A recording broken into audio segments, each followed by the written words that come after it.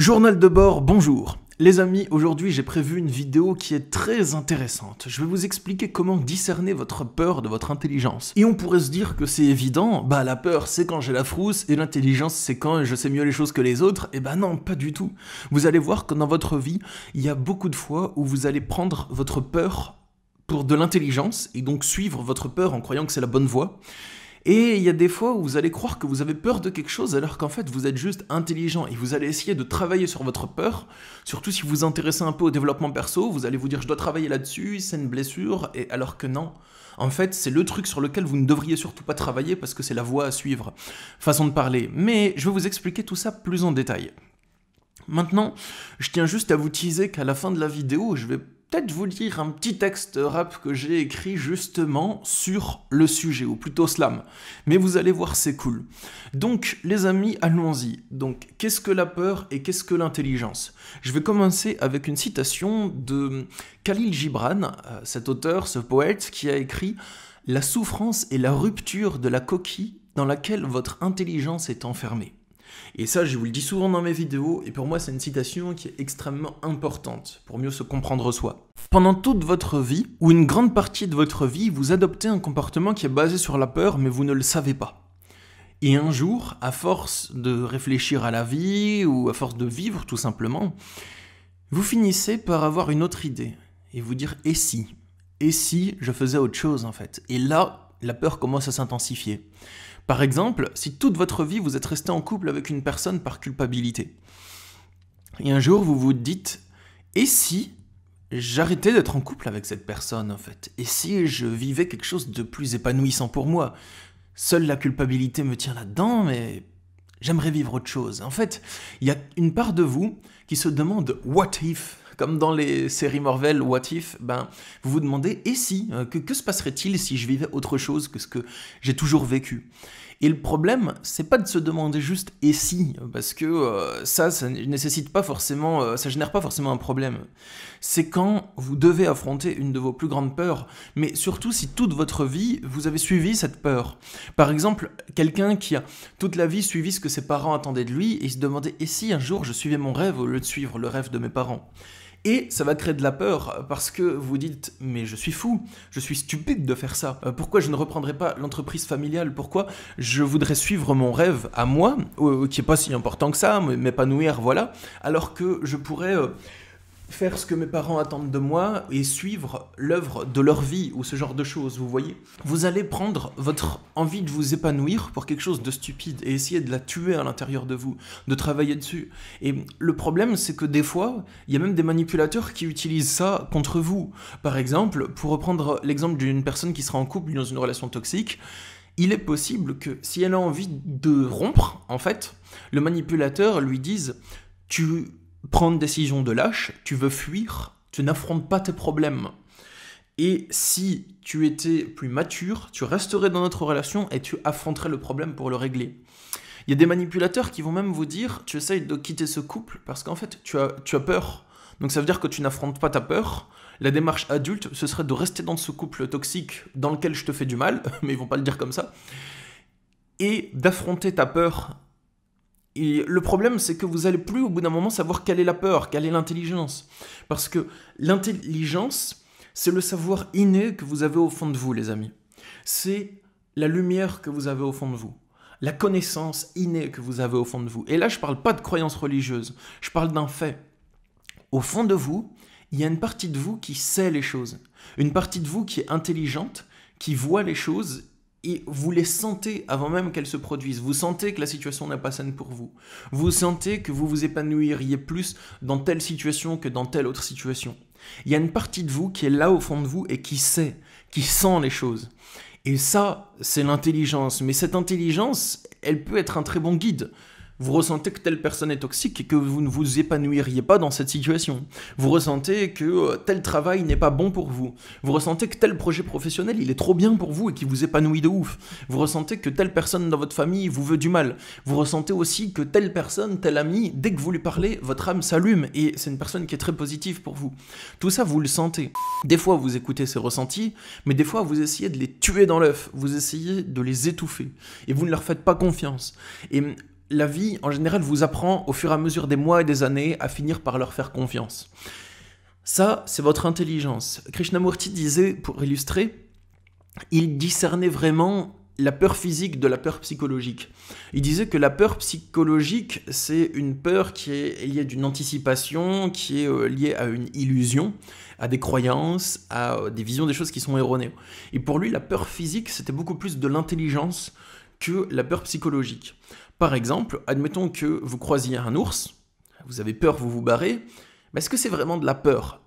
On peut dire oui, parce que vous avez une réaction émotionnelle qui vous dit de prendre la fuite, une panique, mais c'est aussi de l'intelligence, parce que vous savez que cet ours, vous ne pouvez pas le battre, en fait.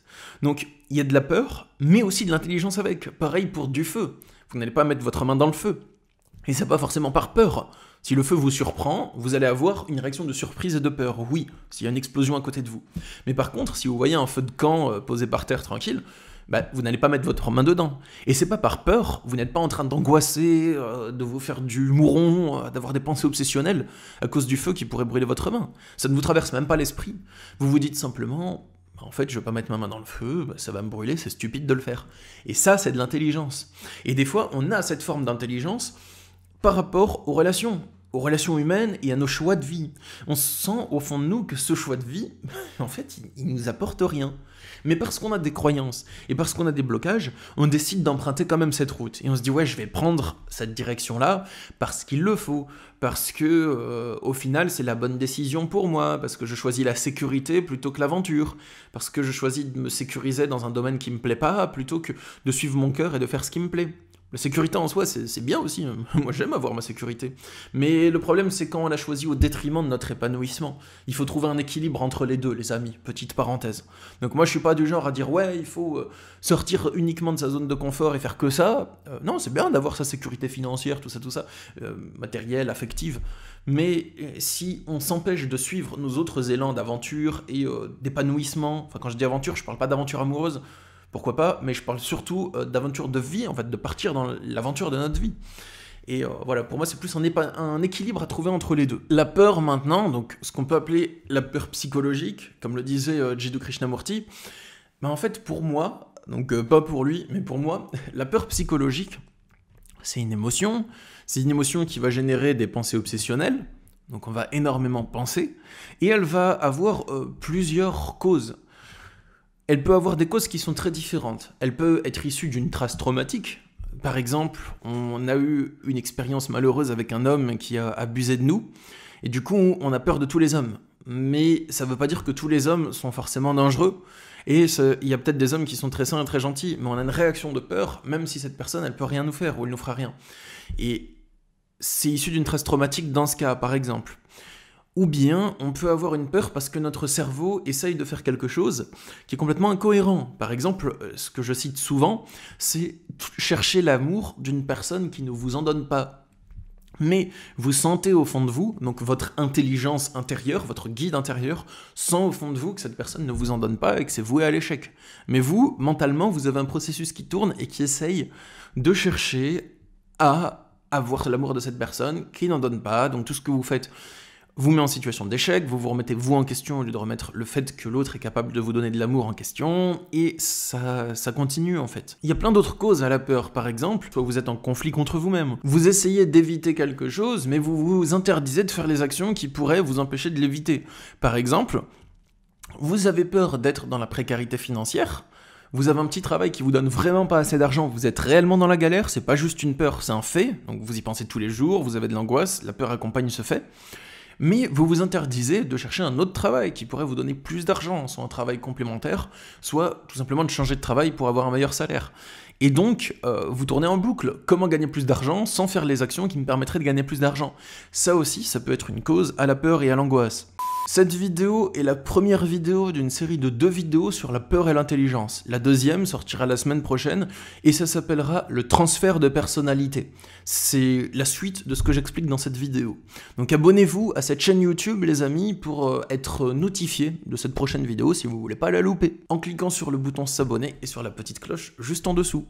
Alors comment discerner la peur de l'intelligence? Alors j'ai pas, cette fois-ci, contrairement à mes vidéos, j'ai pas une méthode très nette à vous dire faites ça et vous aurez le distinguo, mais plutôt je vais vous donner quelques conseils. Déjà, Votre intelligence, c'est l'élan premier.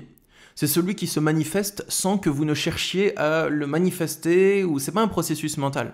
En général, vous sentez les choses. Vous sentez que c'est bon pour vous, vous sentez que telle chose n'est pas bonne pour vous. Et ensuite, il y a votre esprit qui vient cogiter, et des fois, cet esprit, il vient contredire notre intelligence. Donc par exemple, on peut se dire « Waouh, j'ai envie de faire ce projet », et vous sentez de la joie, intuitivement, ça se fait tout seul. Vous cherchez pas à faire exprès de vous mettre dans l'état de joie. C'est genre, on vous dit « ça te dit de faire ce voyage avec moi ?» vous répondez « Mais carrément !» Ou bien, vous avez peur et vous dites non, mais au fond de vous, il y a un mini-vous qui dit « Ouais, mais carrément !» Et ça, c'est ce qui m'arrive. C'est comme ça que j'accepte les voyages qu'on me propose. Quand on me dit « Yo, Stan, ça te dit de faire tel voyage dans telles conditions ?» Je dis « Ouais, mais carrément !» Je pense à une retraite ayahuasca qui est prévue bientôt, et à laquelle je vais participer. Quand on me l'a annoncé, je suis dans cet état-là. Donc voilà, ça ment pas en fait, je suis juste trop enthousiaste à l'idée de le faire. Bref, recentrons-nous. Alors les amis, ça c'est l'intelligence. C'est vous sentez que cette chose-là est bonne pour vous, que ce n'est pas bon pour vous, et ça se manifeste sans que vous ne cherchiez à le manifester. La peur, à contrario, quand elle s'oppose à l'intelligence, donc là on va parler vraiment du moment où la peur s'oppose à l'intelligence, vous avez d'abord un élan de faire un truc qui vous met en joie, c'est un élan qui va vous ouvrir, quelque chose qui est positif pour vous, vous sentez pas que c'est quelque chose qui vous referme et vous alourdit, mais plus quelque chose qui vous ouvre, qui vous donne un sentiment de liberté et de légèreté. Et ensuite il y a la peur qui va dire « oui mais si tu fais ça, il va se passer ça ». Et vous allez commencer à penser à « je ne devrais pas faire ça. Si je fais ça, je passe à côté de telle chose. Si je fais ça, cela fera de moi peut-être une mauvaise personne. Si je fais ça, je fais du tort à cette personne. Pourtant, j'en ai tellement envie. Ah !» Et voilà. Ça peut vous obséder. Et donc, vous avez un élan qui vous fait monter en pensant à un truc. Vous vous dites « mais bouillard, j'ai trop envie de faire ça. » Et ensuite, votre esprit vous dit « non, tu ne devrais pas parce que… » Et là, vous commencez à redescendre dans votre énergie encore plus bas que vous ne l'étiez avant d'avoir votre élan de joie. Donc vous partez du point neutre, du point 0, vous avez un élan de joie qui vous met à plus 5, et vous avez un élan de peur qui vous remet à moins 5. Donc vous allez vraiment très bas, moins 5 en dessous de 0. Vous voyez ce que je veux dire? C'est au niveau de votre vibration que je peux donner cette métaphore, enfin voilà pour les chiffres. Donc les amis… Le problème, c'est que la peur, souvent, on croit que c'est la bonne voie. Tant qu'on n'a pas identifié pour sûr que c'est la mauvaise voie, on va croire que c'est la bonne voie. Et si vous voulez la reconnaître, quand vous pensez avec votre intelligence à la chose qui va vous ouvrir, où vous savez que telle chose n'est pas bonne pour vous, que vous devez quitter tel emploi, que vous devez quitter telle situation, que vous devez vous engager dans telle situation et que c'est ça qui est sain pour vous. Ça, c'est votre intelligence qui parle. Quand vous y pensez de cette manière… vous vous sentez soit au point neutre, parce que pour vous c'est une évidence, soit vous vous sentez aller de l'avant. Et quand vous pensez avec la peur, vous sentez que vous vous refermez et que intérieurement, vous n'êtes pas en fait heureux. Si vous réfléchissez, si vous regardez dans votre passé, en fait, même dans votre passé de ce matin, si vous faites une petite rétrospective, les fois où vous écoutez votre intelligence innée, donc là c'est clair que dans cette vidéo, comme dans l'intelligence, je ne parle pas du quotient intellectuel, vous avez compris je pense, je parle de l'intelligence intérieure, innée et profonde. Quand vous la suivez, à ce moment-là, vous vous sentez soit dans la montée vibratoire, soit dans la neutralité vibratoire, vous restez au point neutre. Parce que c'est une évidence, que c'est déjà intégré, que c'est évident pour vous, donc ça vous fait ni chaud ni froid. Si vous suivez votre intelligence vers plus d'ouverture, vous allez sentir une montée vibratoire. Et si vous suivez votre peur, généralement vous croyez que la peur, en la suivant, vous serez plus heureux. Si vous évitez de vous frotter au regard des gens, vous serez plus heureux, parce que vous n'allez pas être jugé. Si vous évitez de contredire votre famille, vous serez plus heureux, parce que vous n'allez pas vous sentir coupable et qu'ils ne vont pas être malheureux, votre famille, si vous ne les contredisez pas. Par exemple, c'est ce que la peur peut nous dire. Donc on a la croyance que si on la suit, on serait plus heureux. Mais si vous faites la rétrospective justement, à chaque fois que vous avez pensé avec cette peur et cette énergie de peur, vous avez été plus malheureux et vous avez été plus en souffrance que lorsque vous suivez votre intelligence. Donc un truc pour remarquer, discerner quelle est l'intelligence et quelle est la peur, c'est vraiment comment vous vous sentez intérieurement quand vous y pensez. La peur égale baissée vibratoire. Donc ça veut dire… vous vous sentez plus mal, des pensées obsessionnelles qui tournent dans votre esprit mais qui ne sont pas en train d'avancer. C'est pas le genre de pensée où vous réfléchissez beaucoup pour avancer dans une situation et vous arrivez à trouver des solutions. C'est le genre de pensée où vous réfléchissez en boucle et rien ne se passe. Vous avez toujours la même pensée qui tourne toujours en boucle sans avancer.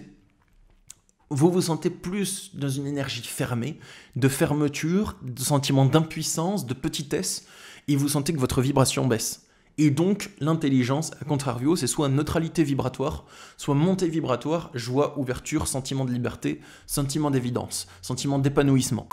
Tout ce que je vous dis dans cette vidéo, je vous invite à l'écouter, comme vous le faites maintenant, et ensuite à le laisser reposer. Je fais de mon mieux pour expliquer de manière la plus saine et la plus aidante possible ce concept, mais après, c'est vous le dernier juge. Donc je vous encourage vraiment à laisser reposer, et à voir ce que vous avez envie d'appliquer des conseils que je vous ai donnés dans cette vidéo et ce que vous avez envie de rejeter. Donc les amis, si vous faites face à ce genre de situation complexe où vous êtes dans un conflit intérieur entre votre peur et votre intelligence, et si vous souhaitez avoir mon accompagnement individuel pour vous aider justement à y voir plus clair et à sortir de ce conflit intérieur, je propose des accompagnements coaching qui se font par Skype, Messenger ou téléphone. Chaque fois, c'est des consultations individuelles et mon but, c'est qu'à chaque consultation, je vous aide à y voir plus clair, à avancer vers la résolution de la problématique, vers plus de clarté, plus d'évidence, à démêler le nœud dans votre esprit. Si vous souhaitez avoir mon accompagnement pour ça, du coup, vous êtes le ou la bienvenue. Et moi les amis, je vous dis à la semaine prochaine pour la vidéo suivante, le transfert de personnalité qui sera la suite de celle-ci. Et en attendant, je vous laisse avec mon petit texte en guise de conclusion. Les amis, en guise de conclusion de cette vidéo, je vais vous laisser avec le texte que j'ai écrit, je vais vous le lire, c'est la première fois que je le lis dans une vidéo. J'attends pas de vous donner une prestation exceptionnelle, je veux juste vous partager le texte. Yes, my inner self I want to release, but my inner conflict makes me hear two voices. It makes my brain torn between two different choices. To create more space, to make my deep-seated peace, to give birth to the right mental seeds, I gotta align all my energies to one of these. That one that can't follow me into my grave, that one that gives back power to mental slaves, that one that resounds in the heart of the brave, that one that resounds in mine, that one that immerses myself in life but don't fear no apocalypse, that one that in order to create my inner peace doesn't need no any tips, that one that keeps traces of the forbidden fruit on its lips, that one that keeps traces of his own blood on his fist, that one that tries at least, that one that feels vast and endless and empty but beautiful, that one that brings back harmony among my inner people, that one, that caterpillar who transforms into butterfly by eating its own needles. Voilà les amis, à plus!